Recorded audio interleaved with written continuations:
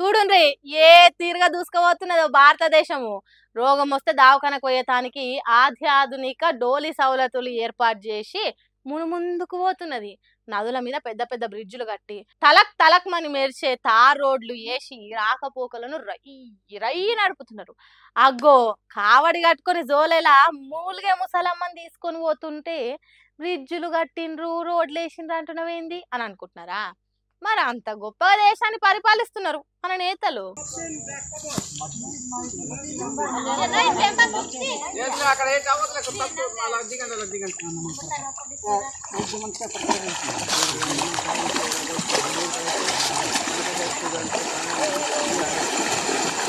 ఏపీలున్న మన్యం జిల్లా కొమరాడ మండలం రెబ్బా అనే ఊర్లే మూలిగే ముసలమ్మను నాగావళి నది దాటిస్తున్నారు. పాపం మన్యం జనానికి చక్కటి దవాఖాన లేదు. పోని పట్నం పోదామంటే సరైన రోడ్డు లేదు. ఇక్కడ ఇట్లుంటే ఇగో గిది చూడుండ్రి ఇంకెట్లున్నదో.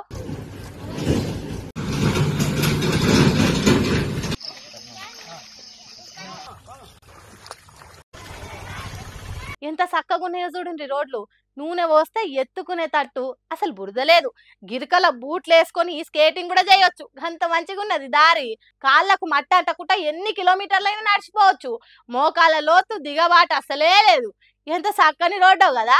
విజయనగరం జిల్లా బొండ్లపల్లి మండలం చిన్నంగూడెం ఎర్రొడ్లపాలెం అనే ఊర్లల్లా ఉన్న పరిస్థితి ఇది. రోడ్లు ఇంత మంచిగా ఉన్నాక నేటి ఈ బాలలు రేపటి పౌరులు కాకుంటే ఇంకేమైతారు చెప్పుండ్రి. దేశాన్ని ఎంతో మంచిగా నిర్మిస్తున్నారు. ఇగో ఇది దేశం ముందటికి పోవడంటే, ఇది ఆర్థిక వ్యవస్థ అందరంత ఎత్తుకెదుగుడు అంటే. జీడిపి పెరిగితే చాలు, వీళ్ళ బతుకులు మారాల్సిన అవసరం లేదు. దేశానికి మొన్నటికి మొన్న స్వాతంత్రం వచ్చింది కాబట్టి ఫికర్ చేయాల్సిన పని లేదు. నైజీరియా, సోమాలియా అసొంటి దేశాల తిరిగా మన దేశంలో కూడా కొన్ని ప్రదేశాలు ఉంటే టూరిజం పెరుగుతుంది. అందుకే దేశాన్ని రాష్ట్రాన్ని ఏలుతున్న వాళ్ళు దీన్ని తిరగ డెవలప్ చేసిండ్రు. ఇప్పటికీ 80 ఏళ్ళు దగ్గరకు వస్తున్నాయి. ఇంకా ఎన్నేళ్ళు వీళ్ళని పట్టించుకోకుండా ఆడవులని వదిలేస్తారో చూడాలి. విజనరీ అని చెప్పుకునే చంద్రబాబుకు వీళ్ళ బతుకులు కానొస్తలేవా? సమర్థ ప్రధానమంత్రి అని పొగిడే నరేంద్ర మోడీకి ఈ ఆడవిల్లల గోస కానొస్తలేదా?